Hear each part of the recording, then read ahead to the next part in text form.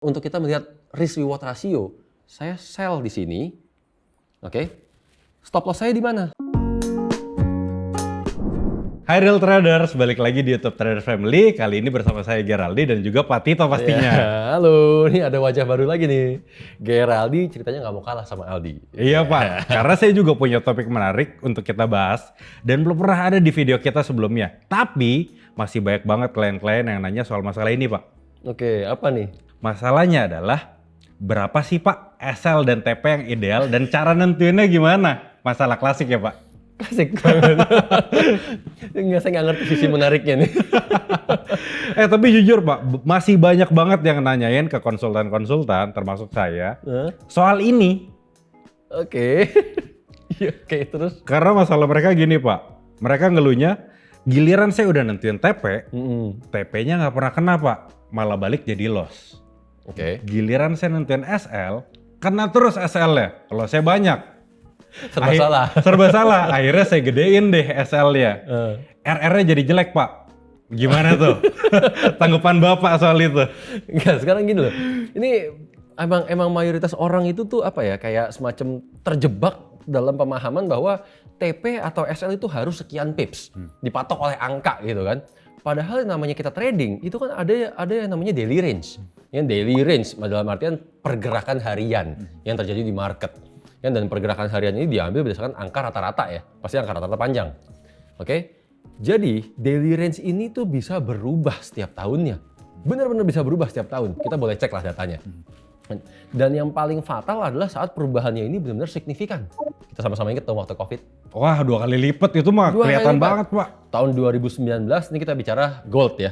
Gold tahun 2019 itu kan rata-rata pergerakannya 150-an pips. Benar kan? 2020 300. Masuk 2020 300. Benar kan? Nah, sehingga orang kan tadinya saya aman berubah jadi stop loss melulu. Gitu. Kenapa sih? Karena kan perubahan daily range ini otomatis akan memberikan pengaruh pada pergerakan di market. Memberikan pengaruh pada pola-pola yang terjadi di market. Simpelnya kita bilang gini, misalkan pola apa? Double top? Double top deh yang gampang Pak. Oke. Saat terjadi double top, ini kan double top harga naik. Pak, bentar Pak. Bapak nggak enak banget begini-begini nih Pak. Pakai iPad aja Pak, kebetulan saya bawa juga nih. Oh. Biar teman-teman juga lebih ngerti Pak. Udah well prepared nih kayaknya. Iya dong. Sorry. Ya, oke. Kita kembali ya. Tahun 2019 berdasarkan pergerakan yang kisaran 150 pips ya. Ini kan double topnya terjadinya begini kan. Seret. Nah, jadilah double top. Begitu tahun 2020 dengan pergerakan yang 300 pips, double topnya bentuknya kayak gini nih. Nah, Lebih gede kelihatannya. ya bukan kelihatannya, memang beneran lebih gede. Lebih gede. Ya kan? Dan selain lebih gede, periodenya lebih lama. Lebih cepat. Yang dalam artian, ya karena pergerakannya per 150 pips secara rata-rata, otomatis kan saat double top ini untuk terbentuk sempurna membutuhkan waktu yang lebih lama. Tapi juga secara keseluruhan, double top yang terbentuk di 2019 ini totalnya lebih kecil dibanding tahun 2020. Karena pipsnya jauh lebih kecil. Lalu pengaruhnya apa dengan stop loss kita ataupun take profit kita? Oke, jadi simpelnya begini. Misalkan di tahun 2019 ini kita gambar ujungnya ada engulfing begini lah ya. Ceritanya kan kalau double top pasti ada pola-pola reversal. Ya. Ya kan? Nah, setiap candlestick kan pasti ada ekornya kayak begini dong. Ya, yang suka nipu juga kadang-kadang ya. Ya. Nah, berdasarkan ekor-ekor ini ceritanya tahun 2019, wah kita ketemu sebuah metode. Metodenya bagus nih. Saya sell di sini, ya kan? Lalu stop loss saya, ternyata sepanjang tahun 2019 kalau saya pakai SL-nya berapa? 50 pips, gitu kan? 50 pips aman nih. Udah sepanjang tahun 2019 profit terus dong. 50 pips. Saya udah jago tradingnya nih. Jago trading pas tahun 2019. 2019. Pas 2020-nya sama nih. 2020 di sini ada engulfing juga kan ceritanya kan. Oke. Tapi pergerakannya kan rata-ratanya 300 pips. Ya kan? Sehingga mengakibatkan apa sih? Ekornya jauh lebih panjang. Pasti, karena poinnya lebih gede. Betul, ya kan? Ini bisa dicek lah di chartnya, benar-benar di chart. Ekor itu lebih panjang-panjang karena 300 pips tadi kan. Yang mengakibatkan apa? Metode yang sama kita gunakan di 2020. SL yang sama kita gunakan 2020. Begini kan? Kok kali ini stop loss terus? Dari jago Jadi MC terus nih. Jadi babak belur kalau kayak gini kan. Habis itu kan mulai berpikir, wah nih saya jangan-jangan dicurangin nih sama brokernya. Wah, pikiran terjadi gitu tuh. Padahal dia nggak tahu ternyata daily range-nya jauh lebih gede, 2 kali lipat Nah malah. iya, itu dia makanya kan. Ini kalian semua pasti ngalamin seperti ini kan. Metode yang tadinya bagus kok berubah jadi jelek. Atau bahkan kalian yang sering bikin robot lah. Kok robotnya pas lagi dibuat bagus, tiba-tiba kok babak belur. Gitu kan? Karena dari awal nggak mengantisipasi atau nggak mempersiapkan adanya perubahan dari rata-rata harian. Apalagi robot, Pak. Robot mana bisa Ya, itu buat dia. analisa begituan. Iya, itu dia. Sementara cara untuk mengantisipasinya sebenarnya kan untuk kita apa ya, nggak perlu ngitung ulang, nggak perlu bikin metode ulang. Seharusnya kan metode kita pun beradaptasi dengan adanya perubahan daily range. Benar dong? Betul. Itulah kenapa Geraldi pasti ingat di eksklusif konten kita. Strong support dan resistant. Strong support, strong resistance. Kalian juga yang sudah nonton pasti kalian memperhatikan di situ kan. Kenapa saya dalam menerapkan entry dan SL-nya itu nggak berdasarkan harus berapa pips. Tapi saya selalu mengacu pada support dan resistance kan. Contohnya begini, simpelnya. Oke, sama-sama double top tadi kan. Sama-sama double top. Ini 2019, ini 2020 tadi. Nah, ini saya ulang gambarnya. Oke. Di sini ada engulfing tadi kan. Tahun 2019 ada engulfing seperti ini. Udah. Lalu ada tail di sini kan, ada ekornya. Ya kan? Berdasarkan tahun 2019, saya sell di sini. Oke. Stop loss saya di mana? Stop loss saya kan saya mencari strong resistance ya. Strong resistance saya mengikuti saat tahun 2019 dong. Berarti ada di sini kan. Nah, ceritanya ini berapa poin pun. Saya nggak peduli ini berapa pips. Jangan terpaku sama poinnya jadinya ya. Saya justru nggak terpaku sama angka. Karena yang saya lihat disitulah strong resistance-nya, disitulah stop loss saya. Ya kan? Begitu masuk tahun 2020, sama nih terjadi engulfing tadi kan. Engulfing dengan tail yang panjang. Ya kan? Mengakibatkan apa di saya? Mengakibatkan SL saya otomatis mengikuti support resistance yang baru dong. Pasti. Resistance yang baru adanya di atas sini. Karena yang baru saja terjadi seperti itu marketnya. Yang mengakibatkan apa sih? Ya SL saya membesar. Ya, sell saya tetap sama, SL saya membesar. Benar kan? Ya. Tapi buat saya itu nggak memberikan pengaruh apapun. Bukan berarti risiko saya menjadi lebih besar.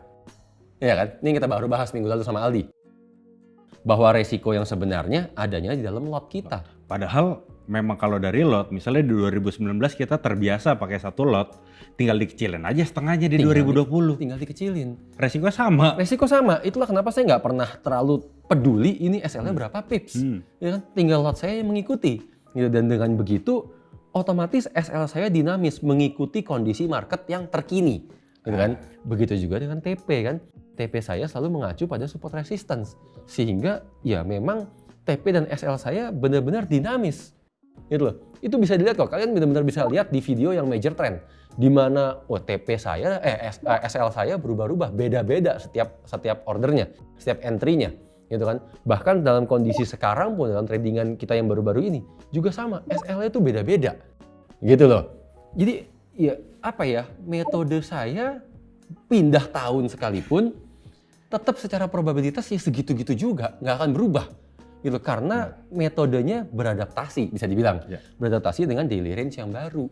Nah, Gitu. masalahnya gini Pak, kalau misalnya Bapak bilang dinamis, banyak yang bilang RR saya jadi jelek dong kalau dinamis kayak gitu.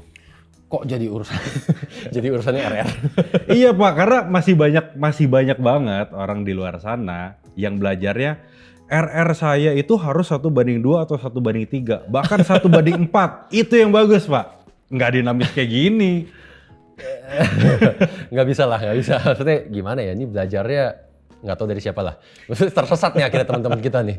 Ya, bahwa yang namanya metode itu nggak bisa, ya metode yang bagus itu harus RR 1:2, harus 1:3.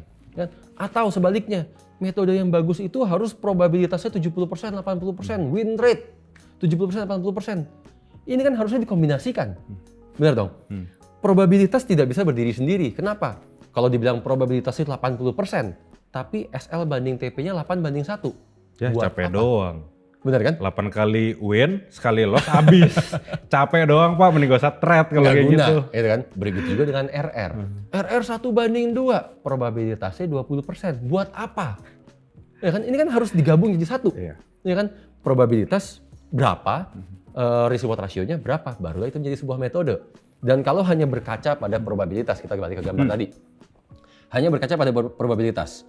Dan sekarang kita sama-sama tahu bahwa yang namanya market, ya kan, di mana harga itu bergerak, kecenderungannya ngejar apa sih? Selalu ngejar support dan resistance. Pasti. Ya kan? Strong support dan strong resistance. Di mana dengan kita mengikuti pergerakan harga yang selalu ke arah strong support dan strong resistance, itulah probabilitas tertinggi. Setelah nyampe strong support dan strong resistance, harganya bisa mantul, bisa lanjut, bisa tembus. Tapi itu probabilitasnya nggak jelas. Ya. Kan?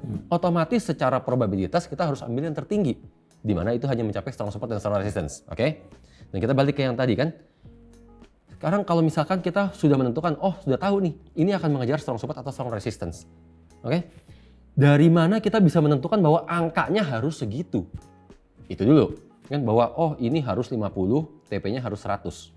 Ya, pertanyaannya, apakah di 100 pips ini ada strong support atau strong resistance? Belum tentu. Apakah di 50 pips ini ada strong support atau strong Belum resistance? tentu juga pastinya. Belum tentu. Gitu loh. Yang mengakibatkan kalau kita hanya maksain berdasarkan angka, berdasarkan RR, ya jangan kaget. Hasilnya jelek. Probabilitasnya nggak karuan. Gitu loh. Apalagi banyak orang yang sekarang yang nentuinnya TP duluan, Pak. TP duluan, dia nggak peduli sama resiko. Yang penting saya udah ngitung untung saya berapa nih, resiko mau belakangan lah. Makanya TP dulu yang ditentuin. Oke. Ini kacau banget nih kalau yang begini. Iya, tapi sering, Pak. Iya, mayoritas itu sih sebenarnya. Ya kan, berarti posisi double top kayak begini, cuma taunya saya mau sell, udah, wah ketemu nih, TP saya ada di 100 pips gini kan, TP. Kalau TP saya 100 pips, biar metodenya bagus. Harus setengahnya. Harus setengahnya. RR 1/2 dong. Iya, ini RR stop loss-nya ada di 50. Iya. Gitu kan. Pertanyaannya cuma satu sekarang. Apa jadinya kalau ternyata strong resistance-nya adanya di 80 pips? Apa jadinya? Sering banget kena SL dan pasti kejemput SL-nya. Jadinya lebih sering kejemput SL-nya. Secara probabilitas jadinya jelek. Iya. Kan begitu kan? Padahal nggak dicari tadi strong support dan resistance-nya. Itu dia. Sekarang taruhlah kondisinya dibalik. Ceritanya udah bener lah, udah sering nonton YouTube kita, tentuinnya SL dulu. SL dulu. Harusnya kan emang kalau trading nyari SL dulu dong. Resiko dulu kan. Iyalah, pasti. Karena namanya aja dalam money management itu risk per trade, bukan profit per trade. Oh iya. Ya kan? Jadi harus dihitung tuh resikonya duluan. Oke, kita tentukan di sini kita mau sell. SL-nya dapat nih. Udah, wah SL saya dapat 100 pips. Biar bagus metodenya sama. Ya kan, dipaksa ini harus 200 pips. Kali 2. Iya kan? 1/2 lagi nih. Pertanyaannya sama kalau kayak begini. Apa jadinya kalau ternyata strong supportnya adanya di 170 pips? Belum kejemput balik. Belum kejemput balik. Probabilitasnya ya, Probabilitas dia akan balik. itu dia makanya. Kan apa sih, ya jangan kaku gitu loh. Lebih baik kan kita apa sih, dinamis, mengikuti kondisi market yang ada. Dengan kayak begitu ya kita lebih aman, probabilitas jauh lebih tinggi. Dan yang namanya apa ya, untuk kita melihat risk reward ratio itu kan nggak boleh dilihatnya per satu transaksi. Benar dong? Betul. Kita harusnya ada satu kali misalkan trade kita 1:1, ada trade berikutnya mungkin 1,5, 1:1,5, ada trade berikutnya 1:2, bahkan bisa terkadang SL lebih besar. Benar dong? Tergantung kan, karena kan tergantung strong support dan strong resistance. Makanya kalau di aplikasi kita pun rasionya bisa SL lebih gede karena itu bisa aja terjadi. Boleh SL lebih besar. Boleh loh ya, bukan selalu, ingat boleh. Kenapa kita menerapkan aturan seperti itu? Karena memang kita menjalankan yang seperti itu, memang itu terjadi. Bahkan kalau kalian lihat yang di video major trend di exclusive content, ada kok trading plan kita yang memang SL-nya jauh lebih besar. Bukan jauh sih, lebih besar daripada TP-nya. Tapi kan kalau dilihatnya per transaksi, orang kan jadi ngerasanya kok resikonya besar ya. Saya nggak berani nih, yang ini resikonya besar. Tapi kalau kita ngelihatnya secara keseluruhan, total transaksi kita setelah 6 bulan, setelah 1 tahun, risk reward rasionya berapa setelah di rata-rata? Oh ternyata setelah di rata-rata saya 1:1,8. Kan RR-nya tetap bagus. Secara probabilitas tetap tinggi. Berarti kalau yang kayak gitu, kita asumsikan kayak kita punya toko ya Pak. Kita pengen profit kita setiap hari sama, kan nggak mungkin. Nggak mungkin. Ya kali bisa sama. Nggak mungkin. Jangankan profit setiap hari sama, ya kan? barang yang sama pun bisa jadi kita jual di harga yang berbeda. Bisa rugi juga malah. Bisa rugi juga. Tapi secara rata-rata untung kita berapa? Per tahun ya? Iya dong. Annual. Iya, harusnya kan dihitungnya selalu berdasarkan angka rata-rata. Benar dong? Betul. Kesannya kayak emangnya kayak kita trading cuma 1 hari. Kan kita maunya tradingnya seterusnya. Iya. Kalau trading seterusnya berarti tariklah data yang panjang, lihatlah angka rata-rata. Gitu loh. Makanya kayak di tools backtest kita pun, data yang kita sajikin semuanya average. Ada holding period average, ada profit average, semuanya average. Betul. Bahwa dari sejak kalian backtest, kan kita sudah berusaha membuat kalian realistis. Itu loh waktu kalian backtest data 10 tahun misalkan, angka rata-ratanya seperti itu. Angka rata-rata. Ya kan? Bisa nggak sih terkadang reward rasionya kecil, kadang besar? Bisa, tapi setelah di rata-rata, hasilnya jadi seperti apa? Begitu juga dengan average holding period. Tadi kan, kadang transaksinya bisa selesai dalam 1 hari, kadang bisa 5 hari. Setelah di rata-rata ternyata 3 hari. Gitu kan? Jadi ya kita harus selalu berkaca pada data dan angka rata-rata. Karena kita maunya trading dalam jangka waktu yang panjang. Gitu. Wah, kalau gitu berarti besok nih banyak banget Pak yang naik ke level master di aplikasi kita. Wah, nggak cuma yang master. Yang nyampe ke level legend juga akan mulai bermunculan. Yakin saya. Asal dipraktekin ya. Emang itu yang kita harapin kan. So buat teman-teman kan sekarang udah dapat ilmunya. Tinggal jalanin aja kalau gitu. So, change your life. Bye.